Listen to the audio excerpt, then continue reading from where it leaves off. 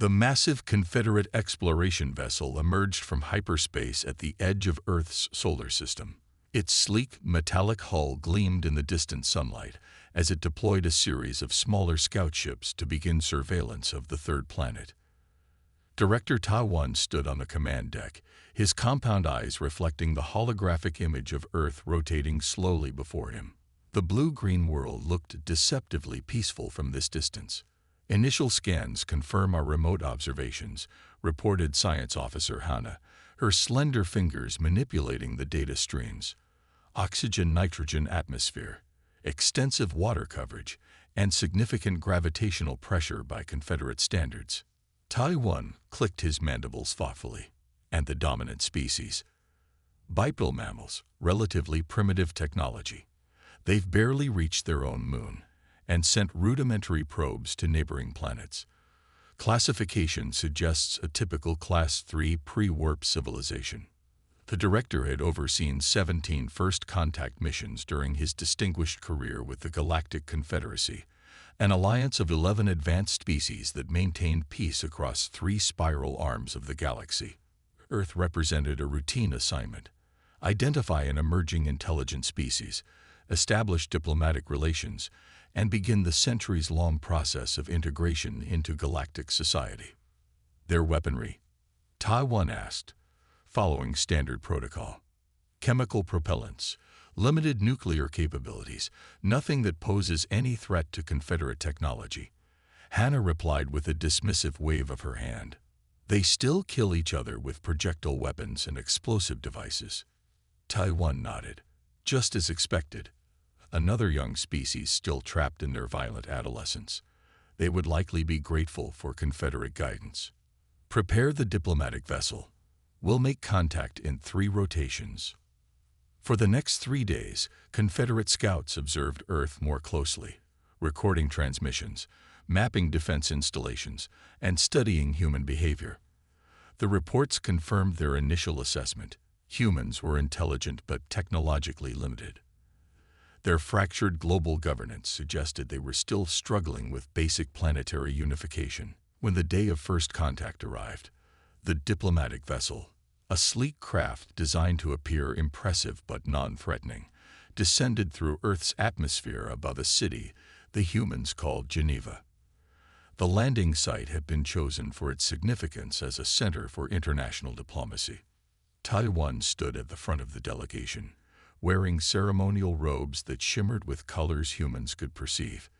Behind him stood representatives from 3 other Confederate species: the crystalline ray, the amphibious toll, and the gaseous jinn contained within their environmental suits.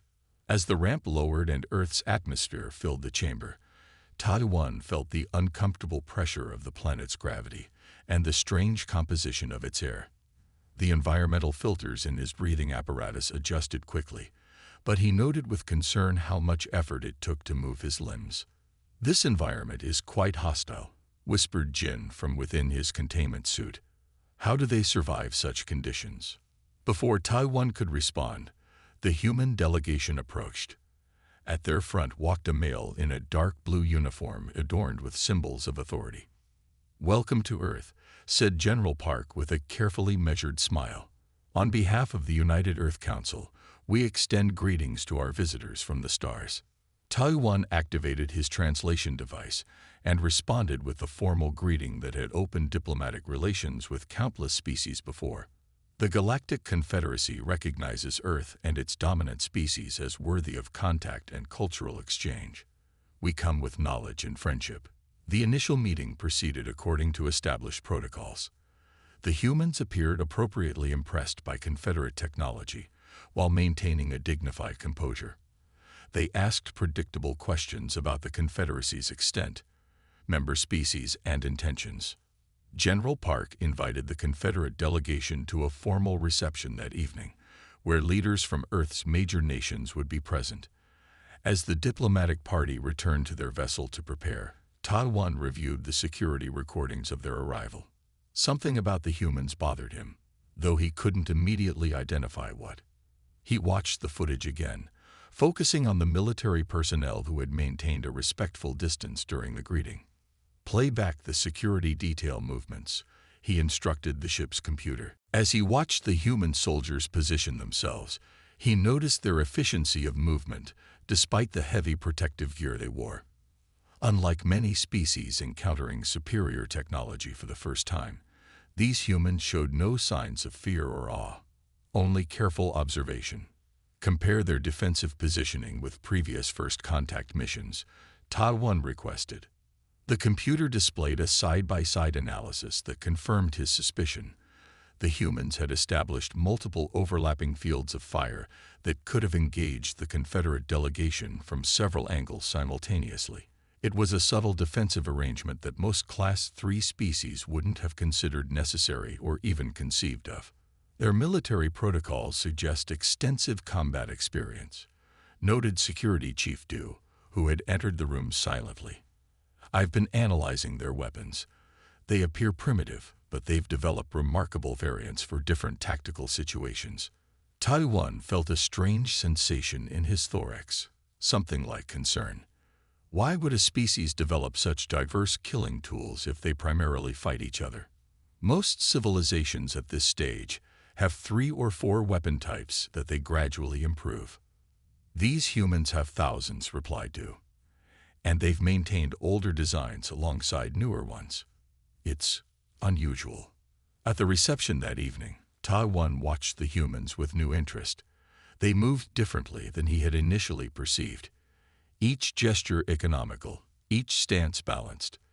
Even their diplomatic personnel carried themselves with a readiness that suggested combat training. When a serving tray was accidentally dropped, Ta-1 observed how several humans instantly shifted their posture, hands moving subtly toward concealed positions before relaxing when the non-threat became apparent. The reaction time was impressively fast. Later, when discussing Confederate medical technology, a human doctor named Jay surprised Ta-1 with her questions. Your species appears to have limited physical endurance, she noted politely. Is that common among Confederate members? We evolved as efficient beings, Ta-1 explained. Physical exertion is minimized through technology and biological optimization. Interesting, she replied. Humans took a different evolutionary path. We actually become stronger through repeated stress and physical challenge. That night, in his private quarters aboard the diplomatic vessel, Ta-1 reviewed everything they knew about humans. The data painted a picture of a species that had evolved on a planet that would be classified as hostile by Confederate standards: high gravity, extreme temperature variations, atmospheric toxins, and dangerous wildlife. Computer, classify Earth according to Confederate habitability standards, he requested. After a moment, the answer appeared on his screen. Class 4 Death World. Ta-1 stared at the classification in disbelief. The ancient term, Death World, hadn't been used in official reports for generations. It belonged to the early days of Confederate expansion when they first encountered planets with conditions hostile to most intelligent life. And yet humans had not only survived on such a world, they had thrived. For the first time in his distinguished career, Director Ta-1 felt genuinely uneasy about a first contact mission. These humans, with their ready stances and watchful eyes, were not what they seemed. The Confederacy had made a serious error in its classification. These weren't primitive beings awaiting guidance. They were predators being patient. 6 months passed since first contact, and Earth had become a hub of interstellar activity. Confederate ships arrived regularly, bringing diplomats, scientists, and traders eager to establish relations with humanity. The knowledge exchange flowed both ways, though the Confederacy carefully controlled what technologies they shared. Humans proved to be quick studies. They absorbed new concepts with remarkable speed, often making intuitive leaps that surprised even the most experienced Confederate scientists. Director Ta-1 had cautioned the Confederate Council about underestimating humans, but many dismissed his concerns as overly cautious. On Mars, humanity's first extraterrestrial colony housed a research facility dedicated to studying alien technologies. 300 scientists and support staff worked there, exploring the principles behind Confederate faster-than-light travel and energy generation. The attack came without warning. 3 ships bearing Confederate markings, but flying the distinctive black and red emblem of the Purifiers, dropped out of hyperspace and opened fire on the Mars colony's defensive installations. The Purifiers, a militant faction within the Confederacy who believed that only the original 11 species deserved to exist in galactic society, had decided to make an example of humanity. These primitive creatures learned too quickly, declared Purifier Commander Gill as his ships bombarded the colony. The Council's policy of technological sharing is dangerous. We will correct this mistake. The Mars colony's defenses, designed to protect against meteorites rather than energy weapons, crumbled within minutes. The main habitat dome cracked, exposing sections of the colony to the thin Martian atmosphere. Emergency bulkheads slammed shut, trapping people in sections rapidly losing air. "Send the message to Earth," Commander Gill ordered. "Tell them this is the price of reaching too far, too fast." The Purifier ships sent their ultimatum. Humanity must accept limited status within the Confederacy, with restricted access to technology and no voting rights in the Council. The alternative was continued attacks on human settlements. On Earth, the United Defense Command received the news with cold fury.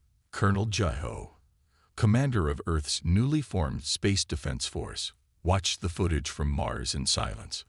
17 scientists confirmed dead, dozens more injured, and the colony severely damaged. "The Confederate Council has issued a formal apology," reported his communications officer. "They claim these purifiers are radicals acting against Council authority. They've promised to begin proceedings to bring the attackers to justice." Jai-Ho nodded. He understood bureaucracy well enough to know what that meant. Committees, investigations, and diplomatic maneuvering that could take months or years. "How long until the Confederate justice process concludes?" he asked the Confederate liaison officer present. "Such matters are complex," replied the liaison, a tall, willowy being named Bin from a species known for their diplomatic skills. "The Council must respect the rights of all parties and—" "How long?" Jai-Ho interrupted. The alien hesitated. "Perhaps a planetary cycle. Perhaps more." Jai-Ho turned to his staff. "Prepare Artemis Squadron for immediate deployment. We launch in 6 hours." The Confederate liaison's eyes widened. "Colonel, I must advise waiting for the Council's formal process. Any military action could be seen as an escalation and—" 17 of our people are dead," Jai-Ho said quietly. "We're not waiting for a committee to decide if that matters." The liaison departed immediately to inform the Confederate Embassy of humanity's intentions. Within an hour, urgent messages arrived from Confederate diplomats, advising patience and restraint. The humans ignored them. 3 unmarked vessels departed Earth's orbit, each carrying 30 members of Artemis Squadron, soldiers specifically trained for extraterrestrial combat. Their ships were small and appeared lightly armed by Confederate standards, leading the Purifiers monitoring Earth to dismiss them as insignificant. This was the first mistake in a chain of fatal errors. The human vessels approached Mars using an unusual trajectory that kept them in the sensor shadow of Phobos, one of the Martian moons. By the time the Purifiers detected them, the human ships were already deploying their forces. "They're sending ground troops." Commander Gill laughed when his sensors showed human soldiers in spacesuits landing on his vessel's hull. "What do they expect to accomplish? Their weapons can't penetrate our shields." His tactical officer looked concerned. "Sir, they're not using conventional weapons. They're attaching devices to our hull." "Scan them," Gill ordered. "The devices appear to be mining explosives." The officer replied, confused. "Industrial tools repurposed as weapons." Before Gill could respond, the first explosion rocked his ship. The humans had identified a weakness in Confederate vessel design. The shield generators couldn't protect against objects already in contact with the hull.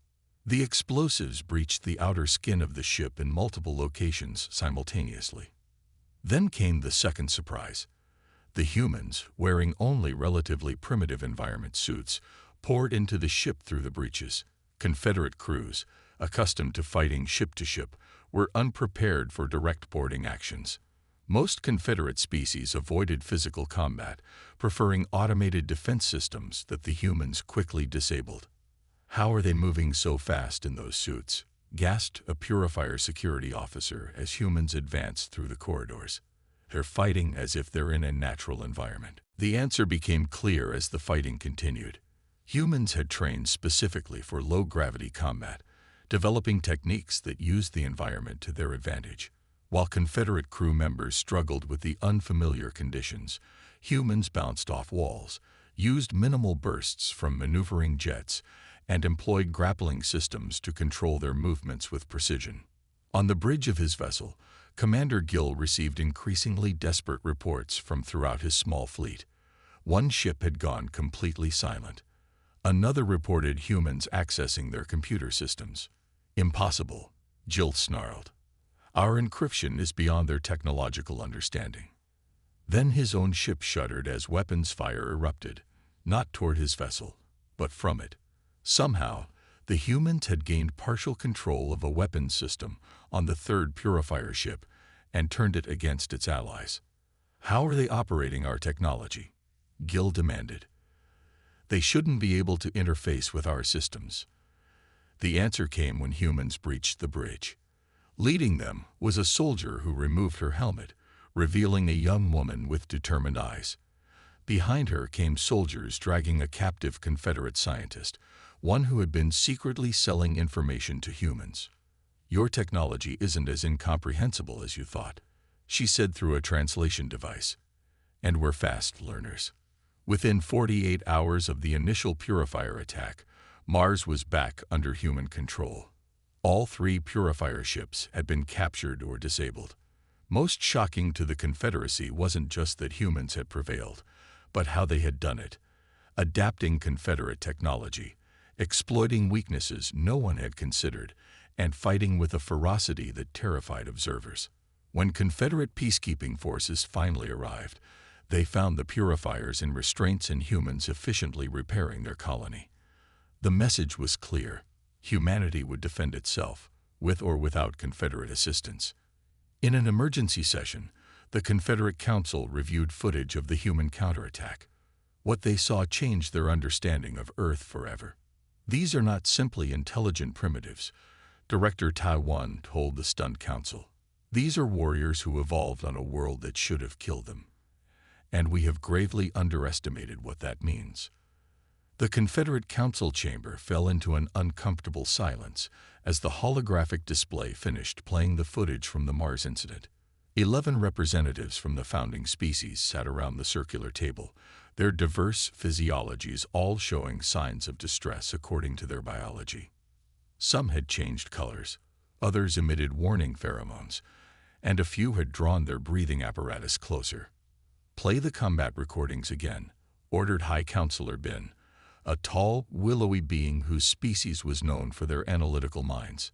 "Focus on the human movements in low gravity." The display shifted to show humans in simple environmental suits moving through the corridors of the captured Purifier vessel. While Confederate species typically struggled in unfamiliar gravitational conditions, these humans adapted almost instantly. They pushed off walls with precise force, rotated in midair to fire weapons from inverted positions, and coordinated their movements with hand signals that suggested extensive training for this exact scenario. "This can't be their first time fighting in such conditions," noted Representative J of the Crystalline Rye. "But they've barely begun space exploration. How is this possible?" Director Todwan stepped forward. Since the first contact 6 months ago, he had been studying humans with growing concern. "They train for it," he explained. "They create artificial environments to practice fighting in conditions they haven't yet encountered. They even have underwater facilities where they simulate zero gravity. Preparation for situations they had not yet experienced," asked another counselor. "That seems excessive." The council had convened this emergency session to reassess their understanding of humanity following the rapid and brutal response to the Purifier attack. What they had witnessed defied their classification of humans as a simple Class 3 species. Xenobiologist Min entered the chamber, looking tired after 3 days of non-stop analysis. He carried with him a data crystal containing his findings on human physiology. "Counselors, I've completed my preliminary studies," he announced. "What I've found explains much about human combat capabilities, and I must warn you, the implications are disturbing." The main display shifted to show detailed scans of the human body. Min gestured, and the image zoomed in on muscle tissue. "Humans evolved as persistence predators," he explained.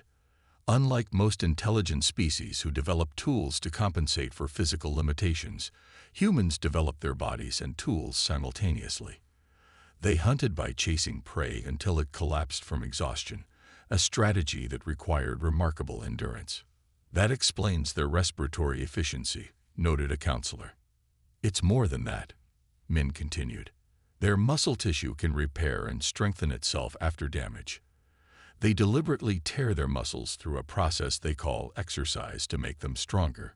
This self-modification through controlled damage is unique among known species." The council members shifted uncomfortably. The concept of voluntarily damaging one's body for future advantage seemed irrational to most galactic species. "Their neural pain processing is equally unusual," Min added, displaying brain scans.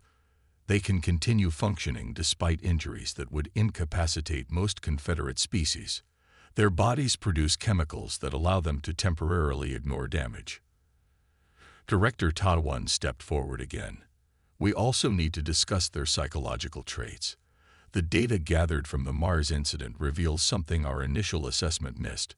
Humans become more focused and efficient during crisis situations." He played a recording of human communications during the counterattack. The voices were calm, methodical, even as alarms blared and weapons fired around them. "Most species experience diminished cognitive function under stress," Tadwan explained. "Humans appear to enter an enhanced state. They call it clarity under fire."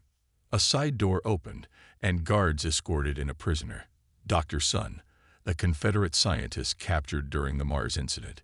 He had been secretly selling technological information to humans in exchange for study opportunities. "Tell the council what you discovered about human military history," Director Taiwan instructed the prisoner. Dr. Sun looked around nervously before speaking. "Humans are the only known species to have continuously developed weapons throughout their entire history. While most civilizations experience periods of peace where weapon development slows or stops, humans never ceased creating new ways to kill, even during their most peaceful eras." The council chamber grew tense as the implications sank in. "Most concerning," Sun continued, "is their ability to repurpose technology. The humans who captured me had taken mining tools and converted them into weapons within days. They adapted our computer interfaces using principles they couldn't possibly have fully understood yet." High Counselor Bin raised a delicate hand. "How did they overcome the biochemical security on our systems? They shouldn't have been able to interface with technology keyed to Confederate physiology." Dr. Sun lowered his eyes. They used the bodies of dead purifiers to activate the systems. They understood immediately that our technology requires biological verification. So they improvised." A shocked murmur ran through the council. Min displayed a new image, a topographical map of Earth showing extreme variations in climate, elevation, and conditions. "This explains much about their adaptability," he said. "Humans evolved on a world with more environmental diversity than any other known homeworld of an intelligent species. They can survive in temperatures ranging from -50 to 50 degrees standard, at elevations from deep underwater to high mountains with thin air, and in gravity significantly higher than Confederate standard." He highlighted Earth's gravity reading.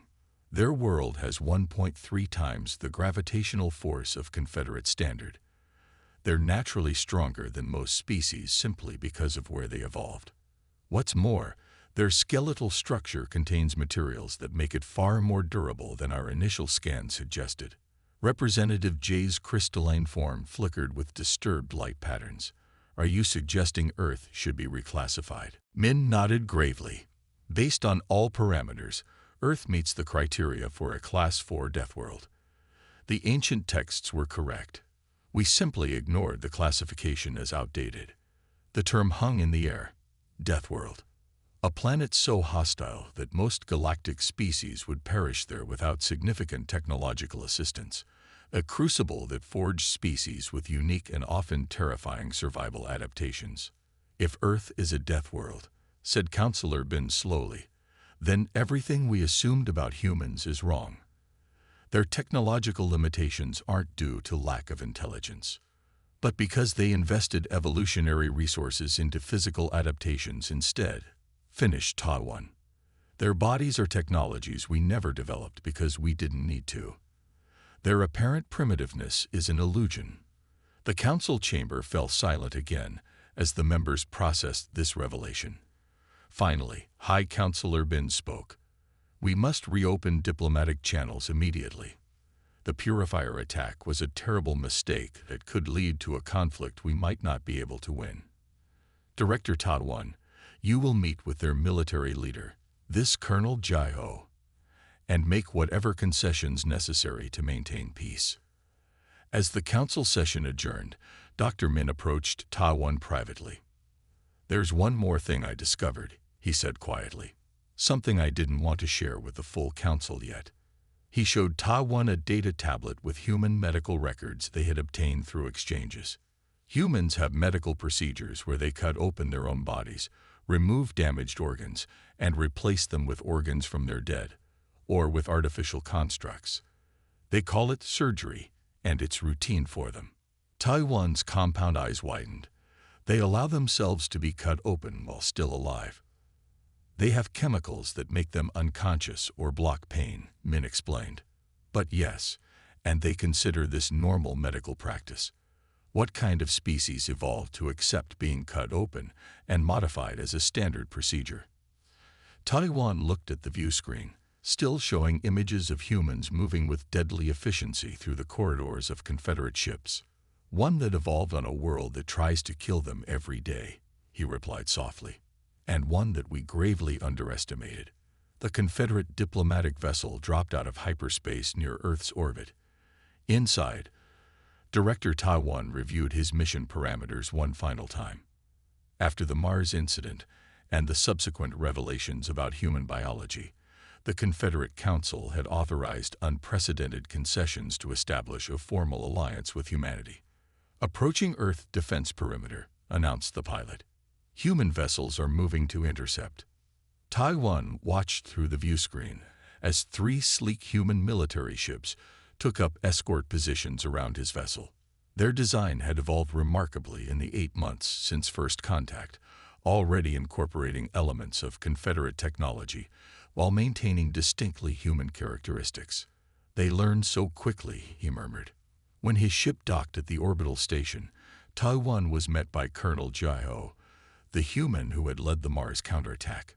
The colonel's face revealed nothing as they exchanged formal greetings. The Confederate Council sends its deepest regrets for the actions of the purifiers. Taiwan began, following the carefully prepared diplomatic script. We seek to strengthen our relationship with humanity and offer. An alarm cut through the station, its harsh tone causing Taiwan to flinch.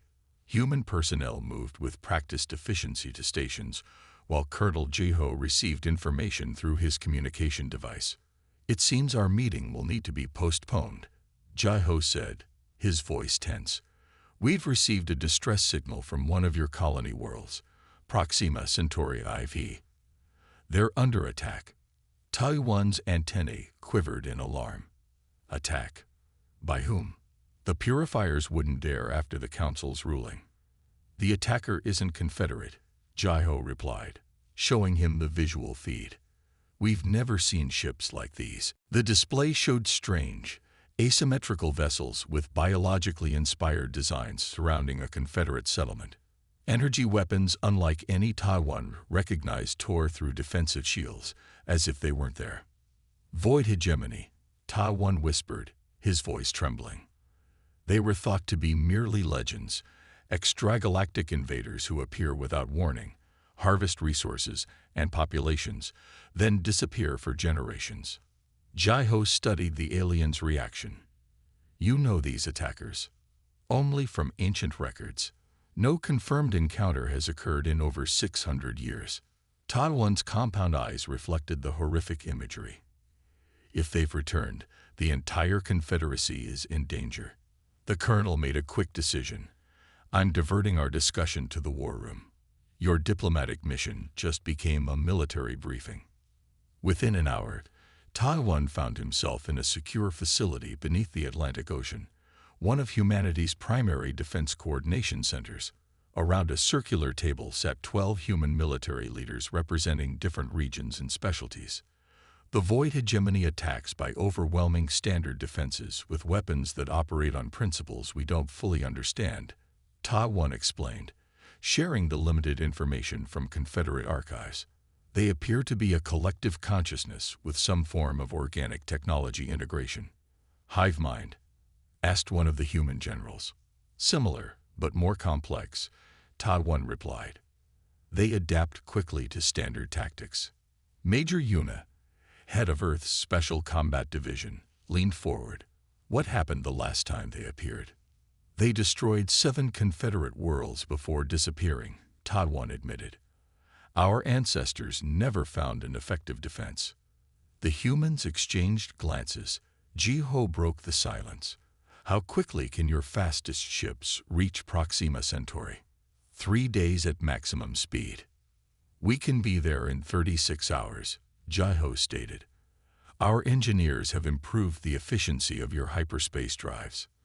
Taiwan's mandibles clicked in surprise. That's impossible. The mathematical limitations. We took a different approach to the equations, interrupted a human scientist. Your people solve problems through elegant, perfect solutions. We prefer effective shortcuts. If we're going to help, Jai-Ho continued, we need full access to Confederate military systems and recognition as formal allies with equal status. Taiwan hesitated only briefly before answering. Given the circumstances, I am authorized to approve this arrangement immediately. 24 hours later, 5 human vessels departed Earth, carrying the newly formed First Response Battle Group. At their core was the Spectre unit, 60 human soldiers specially trained and equipped for combat in extreme environments. Major Yuma commanded the Spectres, a role she had prepared for since the first Confederate ships appeared in Earth's sky. Like many humans, she had always believed humanity would eventually face threats from beyond their solar system, and had dedicated her life to being ready when that day came. As their ships entered hyperspace, she addressed her team. We're going into a situation with minimal intelligence against an enemy with unknown capabilities. This is exactly what we've trained for. Behind her, the soldiers checked their equipment with practiced precision. Their combat suits represented a fusion of human ingenuity and Confederate technology, lightweight yet more durable than standard Confederate armor, with integrated systems that enhanced rather than replaced human capabilities. Remember your conditioning, Yuna continued. We'll likely face environmental hazards and artificial gravity manipulation. Trust your training. When the human ships emerged from hyperspace near Proxima Centauri IV, they found a scene of devastation. 3 Confederate defense vessels drifted powerless, while void hegemony ships surrounded the colony dome on the planet's surface. They're breaching the civilian habitats, reported a sensor operator. Life signs inside are diminishing rapidly. Colonel Jai-Ho's voice came through the command channel. All ships, engage the hegemony vessels. Major Yuna, your team is clear for planetary insertion. Priority is civilian evacuation. The human vessels move with unexpected aggression, diving directly toward the larger alien ships rather than maintaining tactical distance as Confederate doctrine recommended.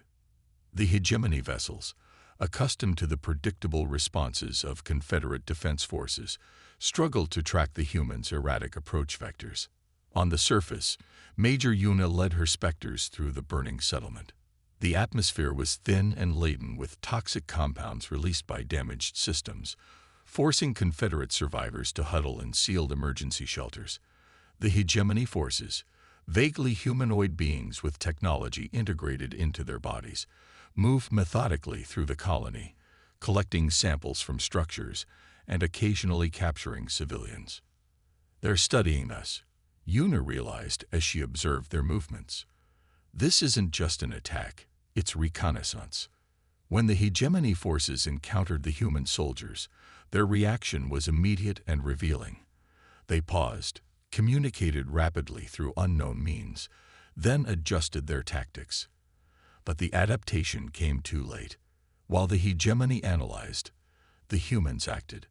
Spectre teams split into smaller units, using techniques developed from centuries of Earth warfare, flanking maneuvers, cover fire, and coordinated strikes that the hive-minded attackers couldn't anticipate.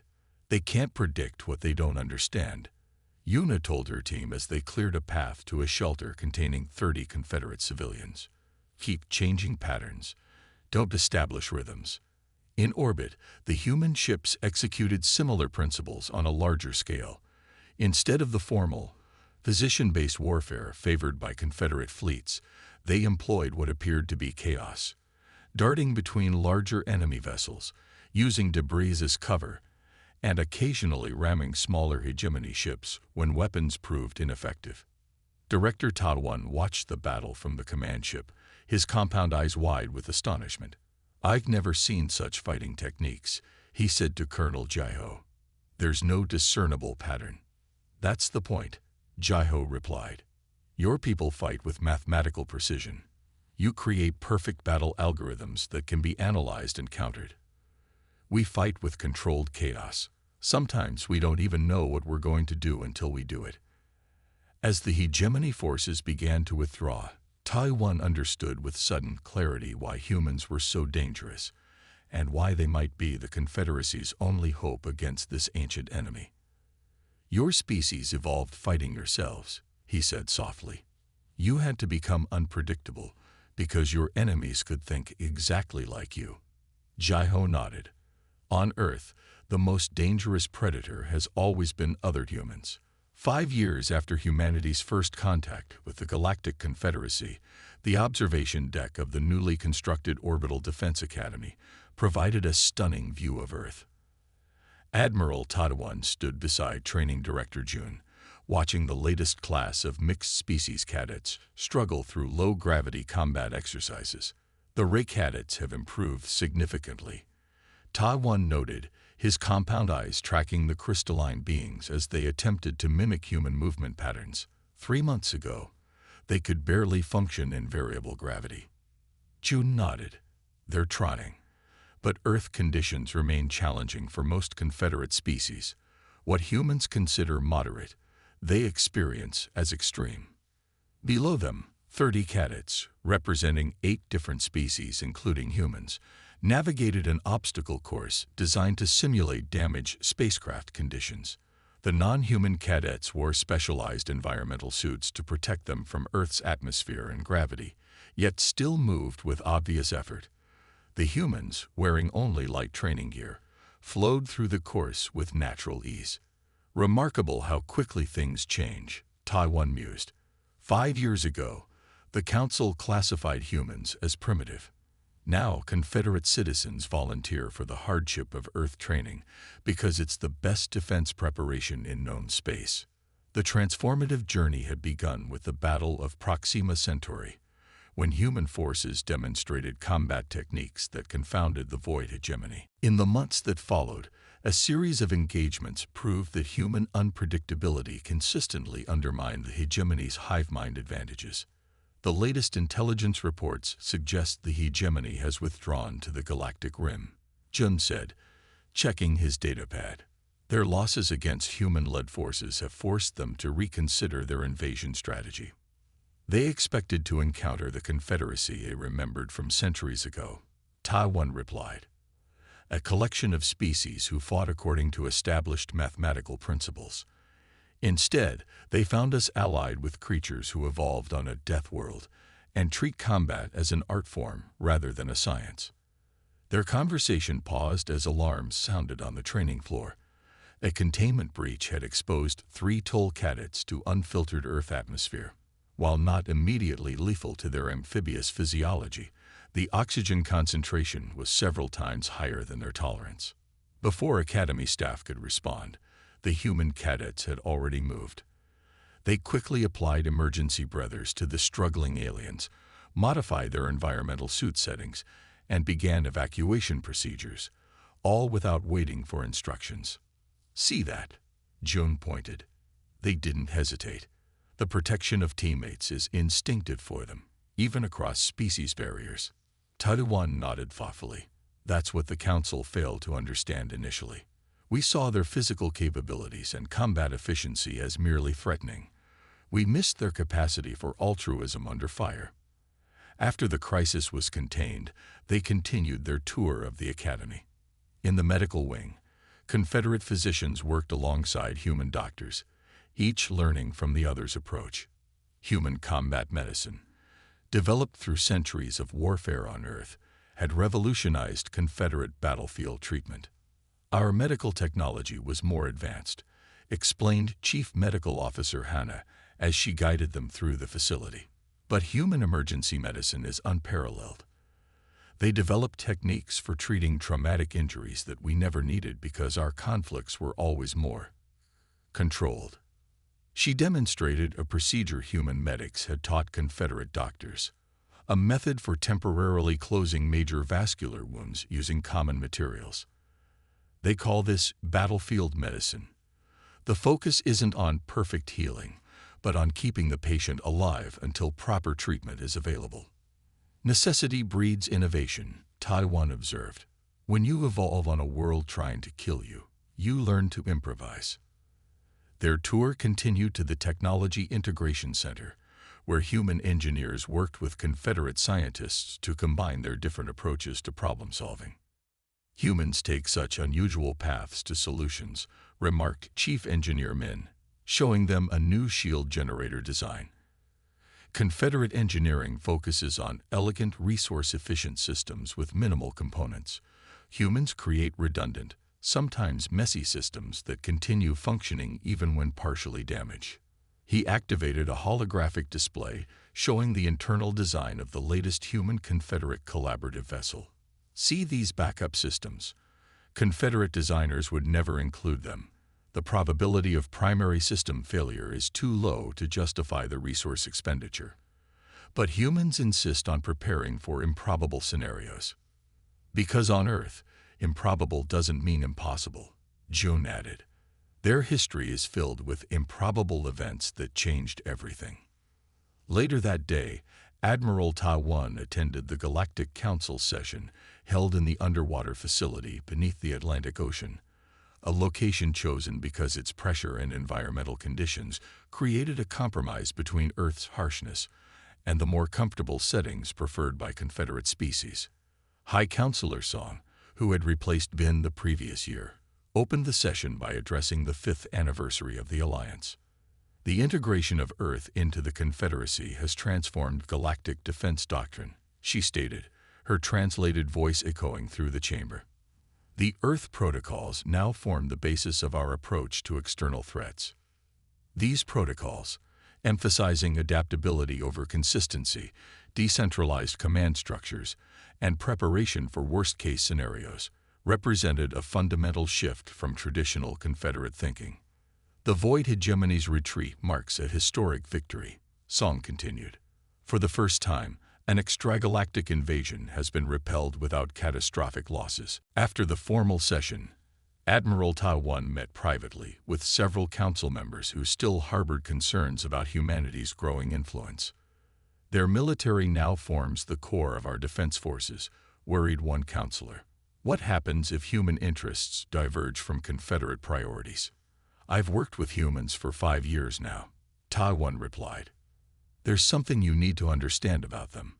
Yes, they're formidable warriors, but their greatest strength isn't their combat ability. It's their drive to protect." He showed them footage from recent joint operations, human soldiers evacuating Confederate civilians from danger zones, often at significant personal risk. "They evolved as pack predators who defend their social groups," he explained.